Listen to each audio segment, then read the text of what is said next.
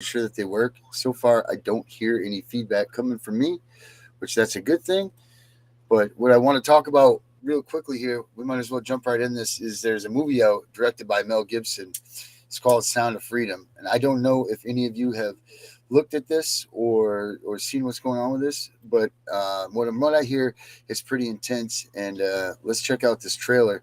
It's quite a it really is. It looks good, and it's about time that we start getting some mainstream recognition for this cause here.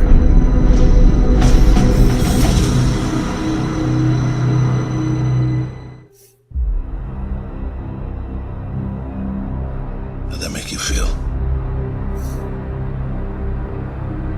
Giving a child his freedom. Felt good. You've been at this for 12 years. My country, 'tis of thee. Why are you doing it?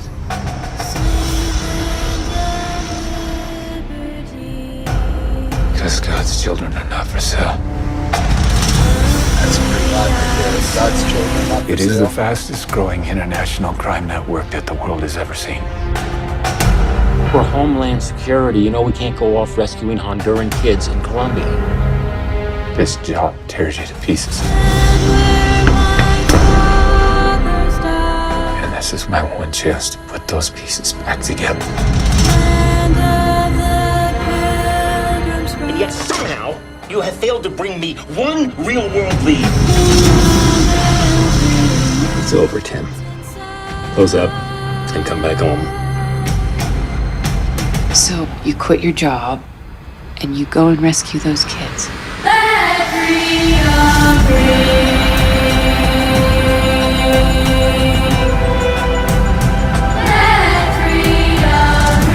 South of that river is all rebel territory. No one goes in. What if this was your daughter?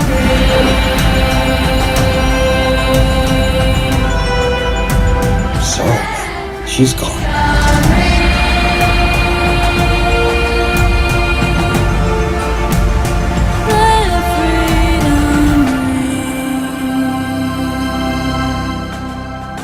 Hear that? That's the sound of freedom.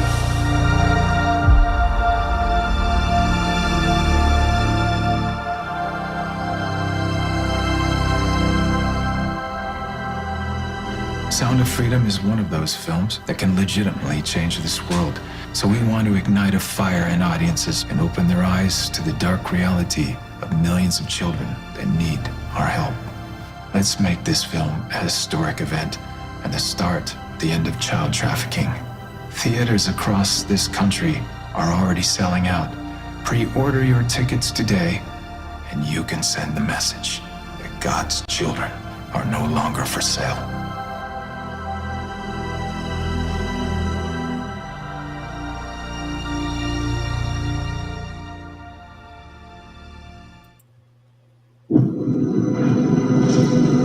Dang, I could watch that thing over and over again. I'll tell you that. Let me shut it off here because it's playing right there. That's just crazy. And I suggest that anybody that needs to or wants to get that thing and check it out. I've heard that it's amazing. You can get it online now. It's not just in the theaters anymore. But that's the beginning. I mean, it's not talking about what CPS is doing, but it's definitely talking about children being trafficked, and that's a good thing. I got a guest sitting out back here, Vicky Carnes, and we're going to check out what she has to say about all this CPS madness. Vicky, how we doing? Doing. Ooh, I'm hanging in there. Hold on, honey. You got no volume for some reason here. Let's see Uh-oh. here. I don't know if it's you or if it's me or it's one of the both. Let's see. My mic's on. Can you hear me now? There. Let's see what's going on. Vicky, you got like a pause or a mute maybe on? Possibly? No? No, I can see it. It's working right there. I can see that. Hold on once. I swear these people just watch us do this stuff so that we can't get our messages out. You know, like let me try to close you out and then I'll bring you back in. Let's try that. All right. Did that work? Can you hear me now? Man, this is ridiculous.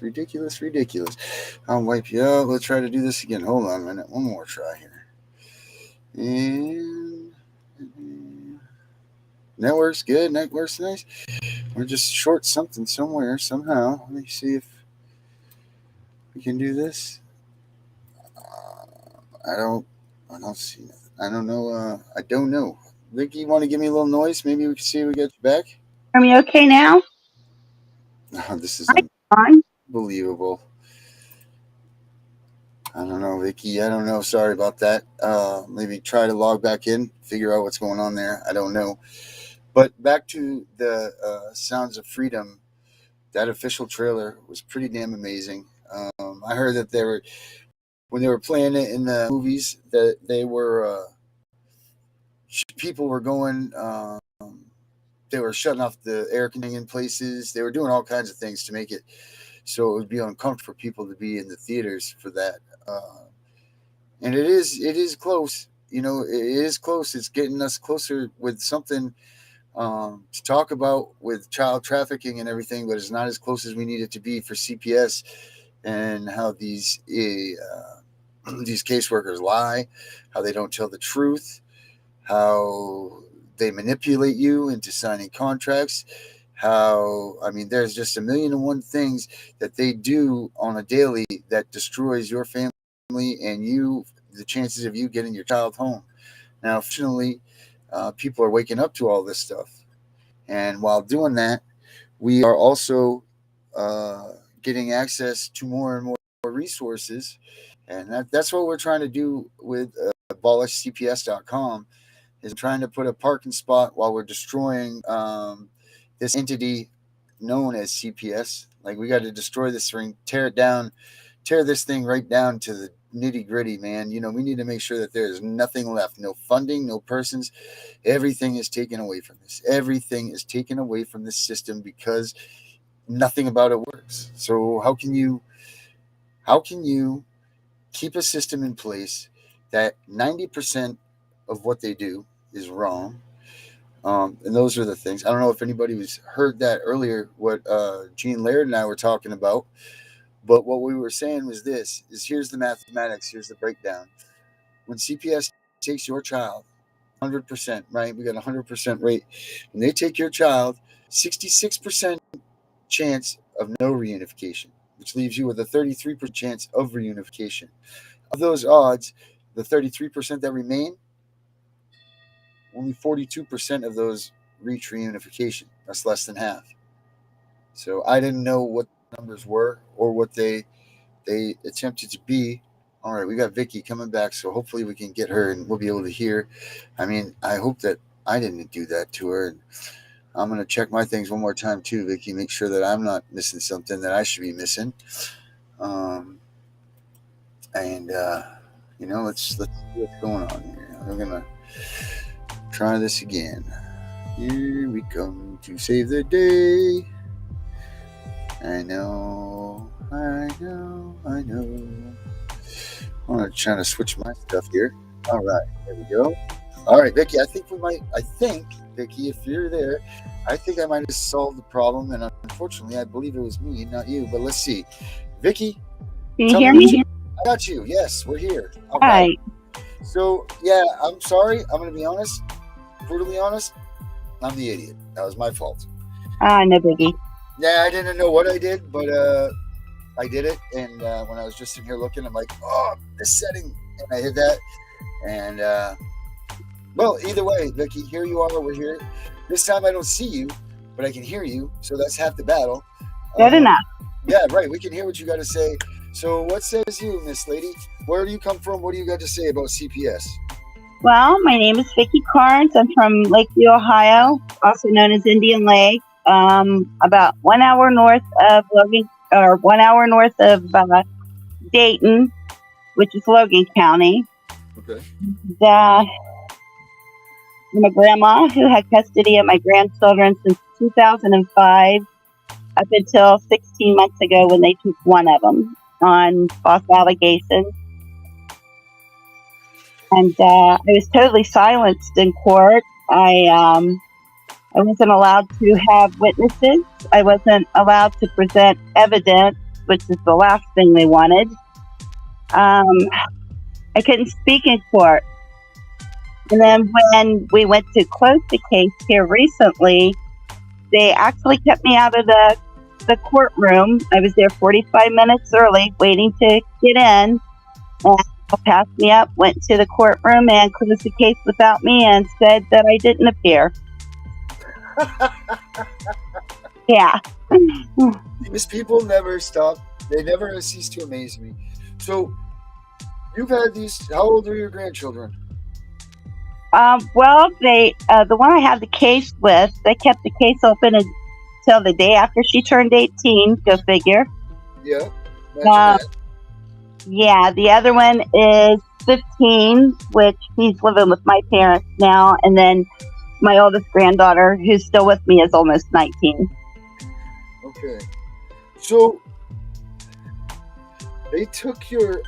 I mean, I hate to say adult, but I look at these ages of kids that are taken at this age, and this is just absolutely ridiculous because I don't know your state. They must be able to have a say in what their position is, right? In your state, are they allowed to speak to the judge at this age? Well, my granddaughter is the one who kind of started it. We live in, it's a resort, and she met a couple that lives. Well, they have a summer house over here. Wealthy couple who kept throwing money at her. Yeah. She met them when she was, I want to say, 13, and they kept asking for her to move in with them, and she would get mad at me and tell me I'm moving in with them, and there's nothing you can do about it. It's not up to you. It's up to the courts. And when she said at 13, it's not up to you, it's up to the courts, I knew somebody was talking to her. Of course it is. That's what's going on with all these teenage kids anyway. Someone's feeding them, whether it's a predator, whether it's an abusive parent on the other side, whether it's an angry parent. I mean, it's disgusting. And the thing is a lot of these calls and these allegations, these anonymous calls that go into CPS, they're because my mom took a phone, her cell phone, or my dad took the cell phone, or they grounded them from their cell phones. So these things are so asinine, and CPS is coming and they're like flying in. What was their, if you don't mind me asking, as part of this, but what was the reason for them to come and quote unquote be in imminent danger to get your granddaughter from you? Well, actually, they didn't have imminent danger, and they didn't have a court order either. No. Like I said, my granddaughter wanted to move in with her. They call them kinship, but they're not related. Right. And she decided, first she told me that she was going to tell her probation officer that I sell drugs. Oh, nice. Yeah, so I said, have at it, dear, have at it. She knew she didn't have a leg to stand on. Her dad does have a past history.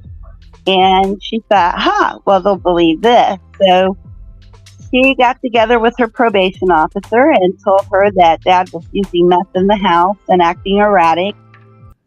So they came out and wanted to search, and I said, go for it.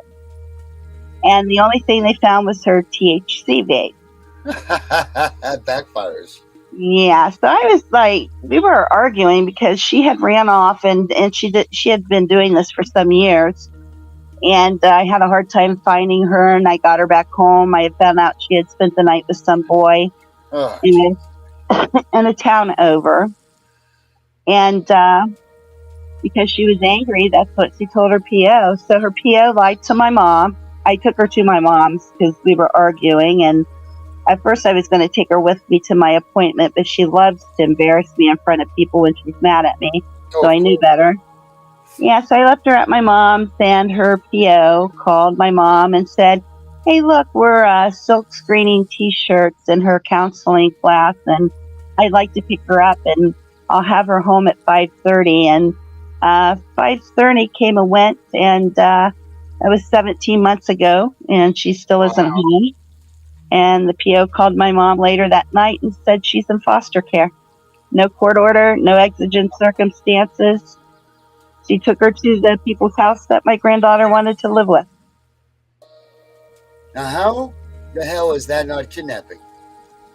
It is. Right. So Which now is exactly why they don't want me to show my evidence or speak in court or have witnesses. let's just start from the beginning of this. Kidnapping, straight from the gates. No rhyme, reason, or how. I mean, she had a better chance of being emancipated and doing it the legal way. But now you have an officer of the law participating in the kidnapping of your granddaughter, right? And then you have lack of due process going to the courts because they're not allowing you to cross-examine witnesses. They're not allowing you to call witnesses. They're not even allowing you to be in the courtroom. Right. This is 18 months ago. Did you go to the shelter care hearing or the 72-hour hearing? I did. I didn't have an attorney. I went all by myself. I think there were 6 or 8 people on the other side. Of course. And I was basically told, we're taking her, and that's all there is to it. And oh my God. And all of this because of the allegations made by her about you selling drugs. Yes, and my son was arrested that night. His PO wanted him arrested and drug tested, and they took him into jail and drug tested him, and he was negative for everything they tested him for. Good. I went and got drug tested. That was negative. I mean, there was zero proof that there was any meth use in this house because there wasn't. But yet, her PO did it the dirty way and lied to my mom to gain access and took her over to these people's house. Who, by the way, I have videos of her out drinking on a boat with them, smoking pot at their house, and even worse.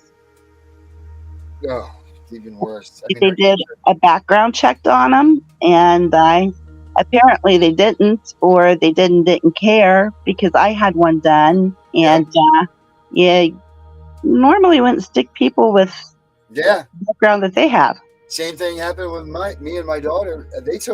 When they took my daughter, she was gone for 32 minutes, and I pulled up these people that were running porn sites. They had voyeur cams. The children that were living at that home had been a witness to their parents murdering each other. These children had burnt a house down. My daughter was 3, and we kept her away from all of that. And in a moment's wisp of no imminent danger, of no bullshit, they take her and put her into a place that we've tried to protect her from. Same thing like you're talking about here. Like, you took an innocent, well, I don't know about how innocent we are at 15, but, as well as you could keep it to that point. But you take a 15-year-old child that's been kept well, shielded somewhat from the realities of the world, and then drop into a party zone. It's exactly what it is. And all in the fact because they're going to lie. Because here's the funny thing is, we're seeing a lot of this probation officer, police officer, coordinator, because the way the police are not supposed to be involved with the CPS. Like, that's supposed to be a complete no-no. The only time police are supposed to be involved, or the law enforcement, is if they're coming there as a support mechanism because someone could possibly maybe be violent, which the way I see it is every parent, when you take their kid, has the potential of being violent. But nonetheless, they use it more as an intimidation. That's why they're bringing the police. Because you know what? They're not bringing the detective there with no uniform on and stuff. They're bringing the patrol cop with the, he's got a big rifle right here and SWAT gear, looking all militarized, and because that's great, And in all reality, they should be defending you because these people are kidnapping your child from the house. Right. And they took an oath to protect the Constitution. Correct, and which means they protect us, the people. This is getting out of control. And what's happening is we, the people, are allowing all of this to just go on. We've let it go on for so long, and we can't. But I want to get back to this whole thing with the probation officer. So the probation officer now comes, takes your granddaughter, knowingly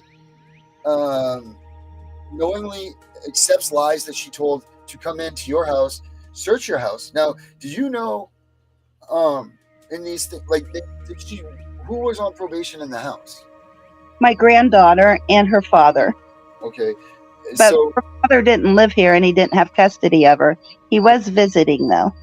But that's fine, because in reality, I'm pretty sure, well, I know the laws here in Maine, but that probation officer had no reason to search anything in that house but for where your granddaughter was, right? Like that's all they did, right? It was her. It was supposed to have been her room only, but then she asked if she could search the rest of the house, and I told her that she could because I knew there was nothing there.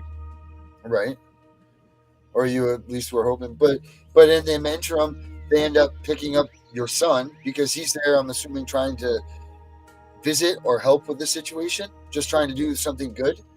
And he gets hung up in this because I'm going to guess he probably had involvement with something prior, and it was something stupid. So now he gets harassed. He gets thrown in jail, so it looks bad in front of his probation stuff, all because your granddaughter wants to go and party. Right. Yes. But yet, in Maine, 2 weeks ago, there was another child that was called on 4 to 5 times in one day, let alone the prior days, saying that there was nerve-wracking evidence. You need to come take this child away immediately because this child is going to die. You know how many times CPS came and visited that person? 0, I'm sure. None. They don't want the kids. They don't want the ones that are abused and beaten up and broken. This is easy for them. They've got your granddaughter in there for 3 years, collect a nice little check, off they go. There's going to be no argument. You know, the investigation, the court stuff, pretty easy because they're setting all this stuff up now for, I'm sorry, I'm having a brain cramp here with the name. You go to a state and they harbor you, I guess, but that's not the word. It's not harbor. I can't believe I'm having that. Where they're going for transgender now. You know, like you can go to. Oh my gosh. You can go to. Well, I think Washington is one of those states. Oh my God, I'm not thinking of the name. But you can go there. I think it's children that 13, even at the age of 13, can go there, run away from their families, get TPR'd from their families without their family knowing, get the transgender sex change, and then get put into a foster family with never having to show your family a damn thing. And it's fine at the age of, I think it is 13. I think you might have spoke with Tracy Patriot, who's going through that with her daughter. I have spoke with her at another time. I would love to talk to her. I actually, you know, it's funny you say that because I did this morning. Actually, just hit her up on Telegram because her story is just amazing. It's just like not amazing in a good sense either. Like this woman has run the gamut of the world trying to get her kid home and smack her in the face and make her that little girl again that she was once, and that she shouldn't be this being that has been created from all of this mess. Right. They told her that when they put her daughter in school in this LGBTQ plus whatever business class, they sent home a letter and said it was a friendship class. And everything went all to hell when Mom went to school and found out it was the LGBTQ thing, and let them know that she didn't appreciate it. And then that's when everything went crazy. Yeah, and wasn't like I don't want to speak for her story, but wasn't the teacher in that a groomer, or there was a groomer that was following her? Yes. Or Yes. Something, you know, Children's Services placed her daughter in a homeless shelter. And I guess this weirdo was there, and they ended up kicking them out, and they went to live in the woods somewhere with other kids who are going through this LGBTQ whatever. Right? What is it? Lesbian, gay, tribe, this, that, the other. It's much easier when it was male or female. That's my honest opinion. You know, It's getting longer and longer every day. I don't know. and we're gonna add something else and something else and something else and something else. It's ridiculous. You know. There's just this whole thing's getting out of control, but my whole point being bringing this up is that this is why I think they're getting so lax on the things like with your granddaughter. I mean, come on. That's a 15-year-old kid that a probation officer voluntarily took from the custodial grandmother, didn't say a damn word to her about it, put her into a foster situation, and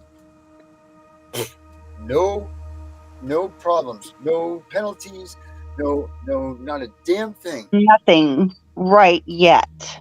Right yet. I don't want you to spill a bunch of beans, but if you want to go on that right yet, that would be pretty cool to listen to a little bit. Well, like you said, I can't spill a bunch of beans, but what comes around goes around, and I'm working on it. Yes, I love that. I love to know that this story is going to end in such a way that it was so illegal. I mean, because I couldn't take her with me to my appointment because she was screaming and cussing at me. And so I dropped her off at my mom's, who is, near my appointment. And I told the PO over the phone and I will admit, when my granddaughter first called the PO, I told her I'm dropping her off at CPS. I can't take this no more. But by the end of the conversation, I said, look, I'm going to drop her off at my mom's and I'll call you after my appointment.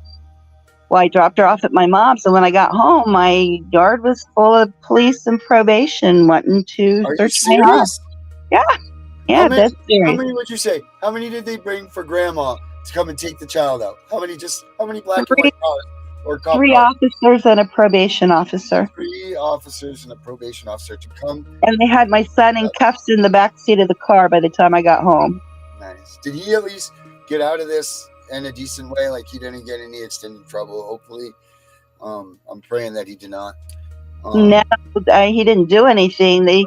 They arrested him and took him in because that's what his probation officer ordered, and had him drug tested. But wouldn't you know that negative drug test did not come up anywhere in the court documents or in court.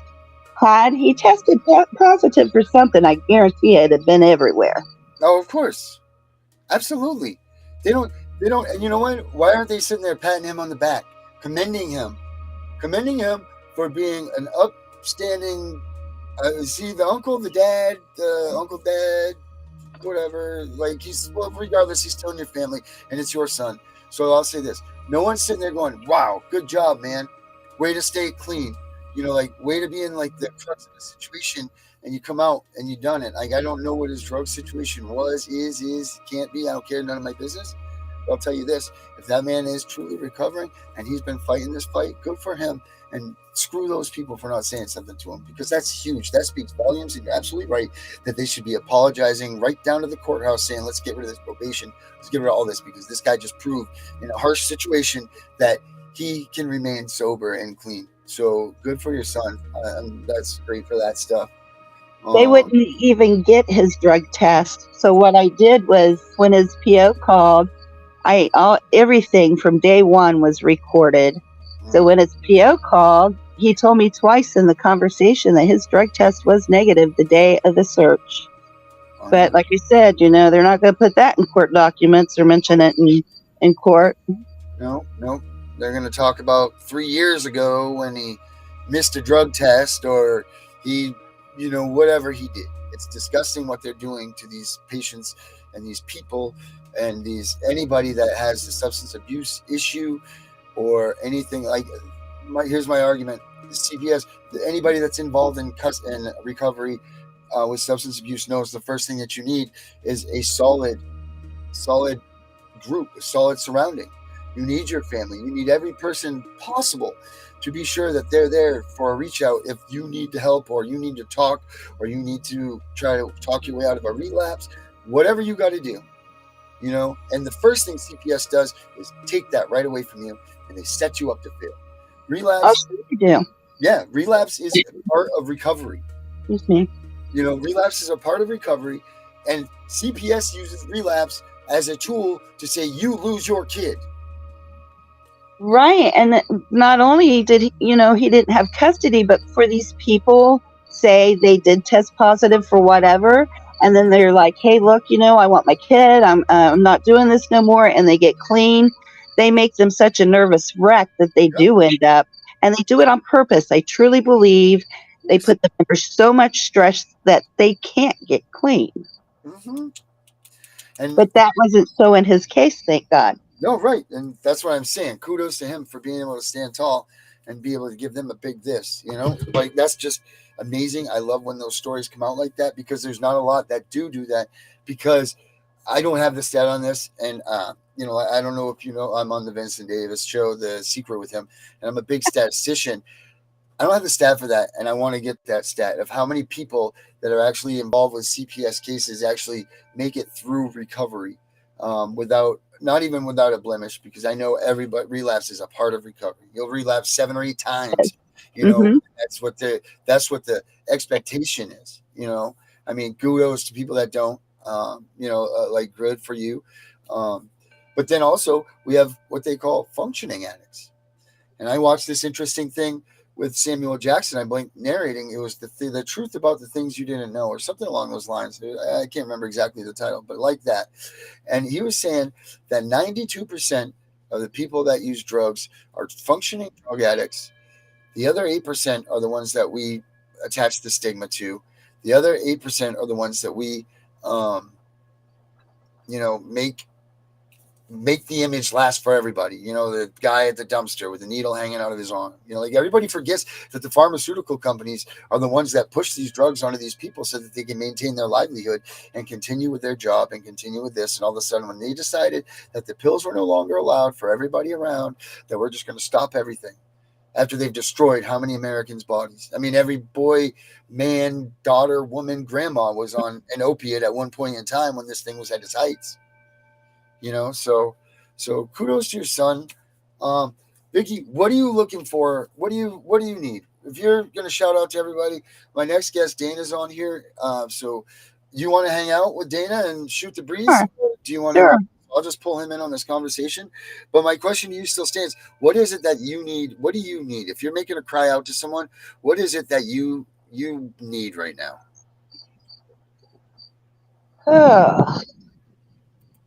Honestly, I don't know. I'm working on cleaning up the mess that CPS has left behind, and hopefully everything will come to light what they've done. The lies, oh my God, the lies that they have told that they can't get out of because I've recorded. I'm just hoping I can bring it all to light in the end. All right. Well, we'll work that. Make sure you check out my site, abolishcps.com. On there, we're revamping it a little bit. My buddy here, Dana, the Angry Citizen. Welcome, everybody. Welcome. Vicky, this is my man, Dana. He's another Dana up here with me. I don't know how much of that story you heard, Dana, but this is Vicky. She's a very good-looking woman. I saw her when her voice didn't work, but she's lost her when we got the technical things. But we got that handled. But, she's another victim to this pointless, just the ridiculousness of stealing children in the United States. Flat out. Go ahead, Vicky. The flat out corruption. Yeah, all of this just for the money. Yep. Oh, Lord, we got a Dana. Hold on, Dana. We got a you issue with me? Or no, is this you now? Hold on, I'm going to click you on and back in and see what we can do here. You should be here. Are you here? Dana? Dana, come to me. Your lips are moving. Do you hear us, right, Dana? You can hear us. Let me look at your volume levels. Yeah, but you've got no volume coming in. I got 0 for you here. Let me look here.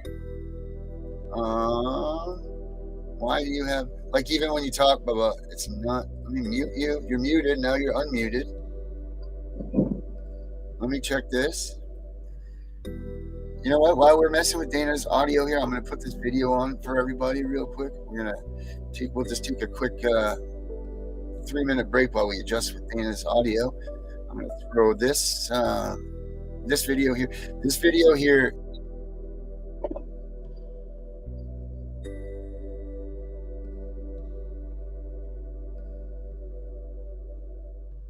While this uploads here, we're going to take a look and.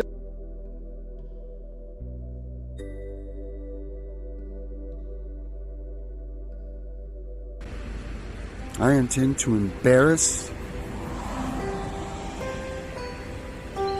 this government entity to the very core. Something needs to be done because it's not right. They can just go remove your kid, and our daughter hasn't even been away from us for more than a day or an hour or two, let alone 2 weeks now. And this just isn't right, and the facts prove it. I will make sure that my daughter has nothing but the best for the remainder of her life. This kid had the world by every aspect that you possibly could. She was given every chance to become whatever she wanted. We talk daily about her becoming an astronaut or a pilot or, something that was just an amazing feat for her. And she knew the sky wasn't just her limit, man, space was.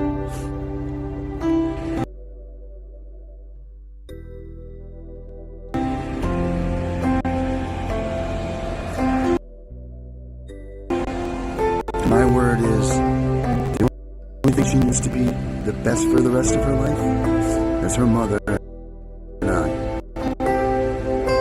So let's do the right thing.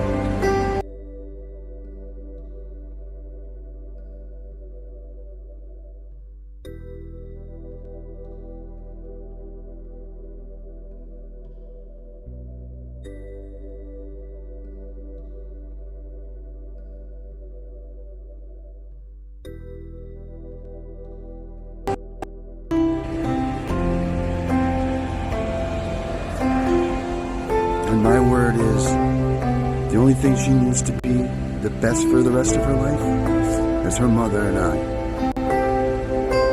So let's do the right thing. Gives them the right, some guardian of lion that she's spoken with her maybe once, twice, 3 times, that she's A vendetta, an homage, I don't know what you want to call it, but she's got something under her that's driving her to remove this kid from our lives. She's inexperienced. Inexperienced is what you're going to toss this to? You're going to give an inexperienced person the keys to my world, my heart, our everything? Inexperienced is people that burn a pizza. Inexperience is bumping your car into something else, because you're an inexperienced driver.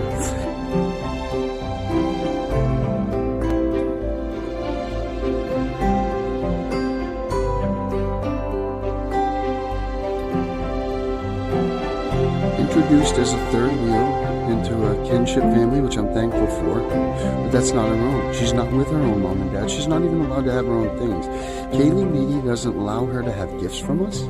Kaylee Leedy doesn't allow her to even take home simple food things from us when she visits us. It is brutal. Absolutely brutal not having Nina here in my life right now. I would rather sit behind the jail cell door and wait until that moment that I can be with my family again, and that would at least be something. But to sit here and know that she's the one that's suffering, this punishment isn't in my behalf, this is on hers. Now, I made a mistake. What CPS has done and are doing to our family is tearing us apart. In the framework of the investigation, it states clearly, do not recommend further investigation of this family. So why was it taken to that level? And why was it that my daughter was in such imminent danger that it took 8 days for the department to come and pick up my child after being ruled imminent danger? Tell me this. If you lie, you cheat, you steal, I don't want you in my life. DHS is full of that. I don't want them in my life. Help me get them out of my life. Because these people are people that I don't want to be around. I don't want them to have my daughter, Nina, out of our home and put her in a place that they screened. Do you know how long they screened? They screened her. They screened the family for no more than 2 hours prior. It took me 32 minutes to pull up the history of this family and find out that they operated under voyeur cameras, had porn websites, had all kinds of things going on there, that their kids that they had living there had witnessed their father get murdered by their mother, their faces stabbed off, burnt the house down that they were living in, and this is where they put my 3-year-old daughter that was in imminent danger. Think about the things that Nina has seen now that we shadowed her from and sheltered her so that she never had to go through these things.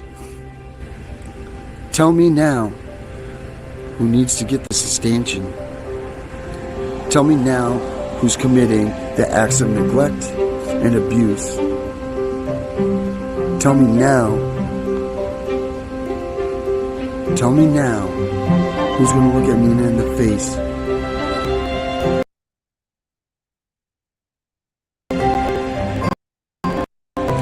Tell her that she can trust her dad and her mom, and it was their mistake.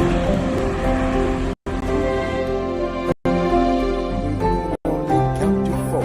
I can only count to four. I can only count to four. Nina.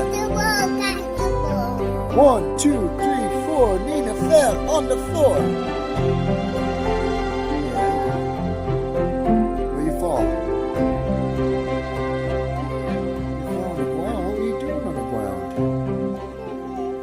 Pick this stuff, be alone. What do we got to do to that, buddy?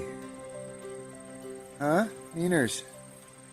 Beaners. Hey, Nina. Hey, look it. What we got to do? What we got to do to you, boo boo?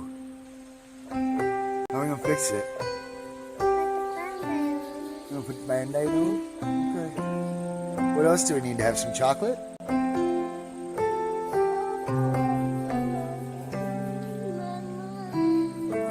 Should we call Mommy and get slushy? You don't think that will help?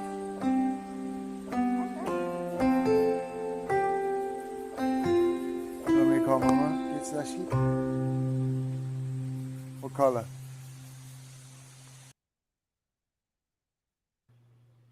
All right, that was the video I made when my daughter was first taken. She's gorgeous. Yeah, I know. I haven't seen her.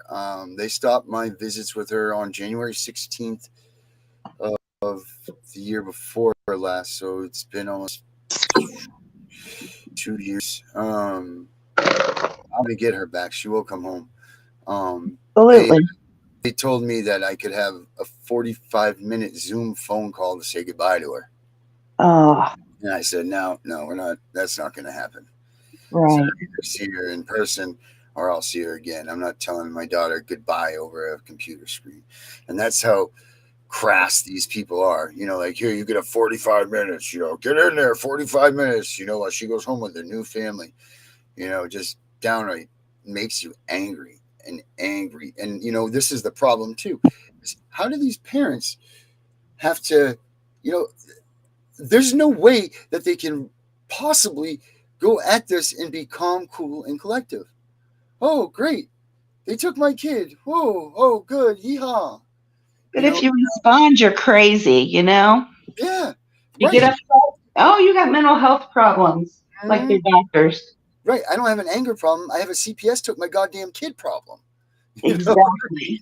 Like, that's just the facts. And I just can't believe that they hold so many people accountable for these anger outbursts, saying, oh, it's mental health and you're crazy. Or, this guy had a beer or even used drugs. Like, if you actually think about it, everything that they're saying is bad for you, why they take your kid, are actions that get forced onto you from the reaction of your kid getting taken. Exactly. Yeah. So if that doesn't tell you that this system is set up for failure, nothing does. I don't know if you heard those numbers when I was talking to Laird, and thank you for coming on again, Vicky, too, because I lost Dana, we lost Laird, so I got you, and we got 8 minutes left. If you mind hanging with me shooting the breeze for 8 minutes while we finish this up, that'd be great. But like I was telling Laird earlier, it's 3.2 million. You know what? I'm going to do this math myself. Let's see here. So it's 3.2 million calls last year. Okay. Oh, we'll ask Alexa to do it for us.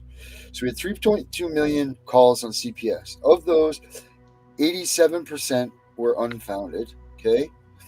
So of those 87%, that left 23%, right? Yeah, 23% remaining. Okay. Now, of that 23%, 66% of those will not get reunification, which leaves 33% left, which is, so out of 3.2 million, this is the breakdown. Alexa, 3.2 million is 87. Sorry, I don't know that one. I know you don't. Hold on. Alexa, 87% of 3.2 million is how much? 87% of 3.2 million is 2.784 million. 784 million. Okay. Alexa, 3.2 million minus 2.784 million is what? From metanumbers.com.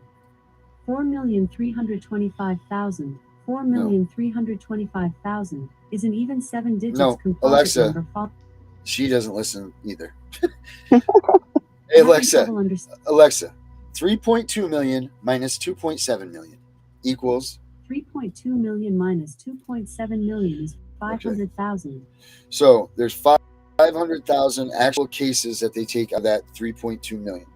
Now, the statistics show that 66% of those that are involved in this 500,000 will not make reunification.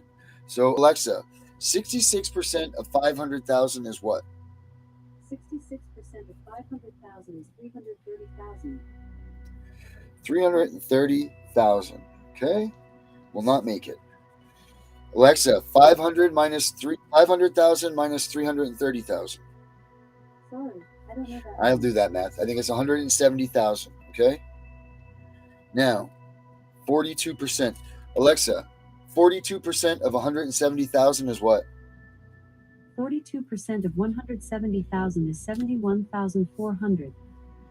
All right. Out of 500,000 kids and families that get disrupted by CPS from actually being substantiated, being removed from there, being put into foster care and adopted. And you know that these numbers aren't even close to what the realistic one is. So out of 500,000, 71,000. 71,000 kids will get to be brought home to their family out of the 500,000 that were taken. Pretty crazy, right? Oh, shoot, Vicky. Dang it. Here you are, Vicky. Sorry about that. That's all right. Lost you there. I was like, Vicky? Vicky! Did you hear the math that I told you? Some of it. Okay, so basically break down like this. 3.87% of 3.2 million, okay, was let's see, 1 point. Anyway, the way that it came down to was 71,000 kids out of 500,000 will get reunification. That's the way it break down out of all the math that it went to. 3.2 million minus 2.7 million, which ended up being 500,000. Then we took 66% off of that, which is the DHS actual statistics. So 66% of those, which left us with 170 or 330,000 minus 500,000 gave us 170,000, and then 42% of 70,000 was 71,000. Think about that. Well, I think they would all be returned if they got paid for reunification, but that's the problem. Nobody, they don't get paid to reunify kids, therefore they don't. No. So here's the more freaking crazy thing, right? So that's 430,000 kids that don't go home to their families. And that's just in this past year, right? And these are just average numbers. We're not even playing with real ones. But watch this number. Hey, Alexa, how many children have been adopted out of foster care in 2023? This might answer your question. 54,240. Like that number. Yeah. So here's my question. 430,000 kids remain in custody after those ones get to go home. Only 54,240 of those got adopted out. Where's the rest? Trafficking. Yeah. And that's the reality of this situation. That's the way that all this breaks down. I mean, you're lucky because your granddaughter was old enough. This situation sucks, I'm sure, and it hurts, and it's retaliatory. But I think that your daughter, I know that trafficking doesn't see, age or any of that stuff, but it's better than her being 3. Oh, I've said it a million times. I have said that a million times. My granddaughter was 16 when she was taken. But what about the babies that can't sneak in the bathroom and call home and say, hey, I'm getting beaten, or I'm hungry, or I'm sick? You can't. Yeah, it's. You know, we got these things right here. This I'm not going to pick it up. I'll break something. But it's called the Facebook portal. Okay, it's this little square frame. It runs solely on Messenger. They were like $400 or $500 a piece. When our daughter went to my cousin for their foster family, when everything was good between us, which got changed out of the blue, she was like, "Oh, this will be great. You can, like, because the camera in the portal moves so that it goes with the child." Because Nina was only 3 at the time, just turned 4. She's 6 now. Oh, it sucks. So we got these things. Well, she had figured out how to call us back, because the only thing that was on that portal was our name, like daddy, mommy, and this. So she knew that she could call us back, and she did. And then it was a couple weeks later, and we got a package in the mail, and it was her Facebook portal. So you want to talk about like a heart wrencher? You're like, oh damn it, because we were TPR'd. We were TPR'd. I'm sorry. I fought against Child Protective Services. I did a podcast. It was all corruption. It was disgusting. They were against me. They were against my wife. There was no reason. Every charge that they based their allegations on, which were nothing of anything to do with a child, I was accused of armed robbery, which was not armed robbery. It was nothing of the sort, so much so that the state says dismiss all charges on this man. But yet, did they give me my kid back? So taking your daughter. Yeah. And they waited till after we got TPR'd before they dismissed my charges. So they knew what they were doing. They know what they're doing in every situation. They're in this for the money. I mean, like I said, your granddaughters are easy peasy for them. They got 3 years of, $4,000, $6,000 a month. Caseworker's going to grab. Now, are they trying to adopt or anything like that, or are they just going to ride out this? No, as a matter of fact, it's hard to deal with. Don't think I don't love her. I love her with all my heart and soul, but this child is hard to deal with. She doesn't listen. She does what she wants to do.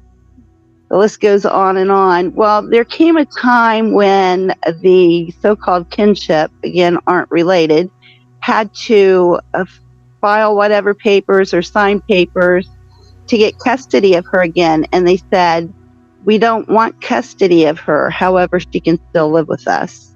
And I think that was just so that they don't get in trouble when they take her car keys and she steals their car or whatever the deal may be. Yeah. But they, Children's Services allowed that. They also knew that they were allowing her to stay with her boyfriend at 16 years old. So funny.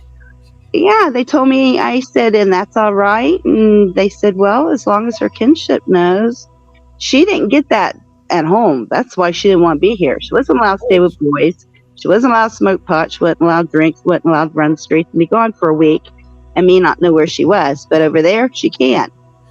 Yeah, I mean, they've dismantled the American family to such a degree that they've removed the father from the house, which I don't know how you were when you were a child, but that was the go-to for our family.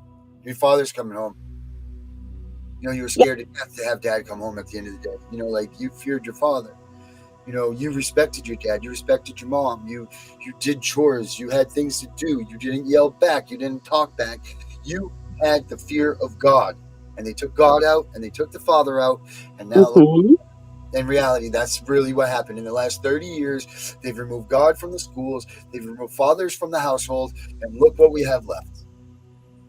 Oh, I know what a mess. Unbelievable. I mean, there's so many things that we could bring up as topics on this.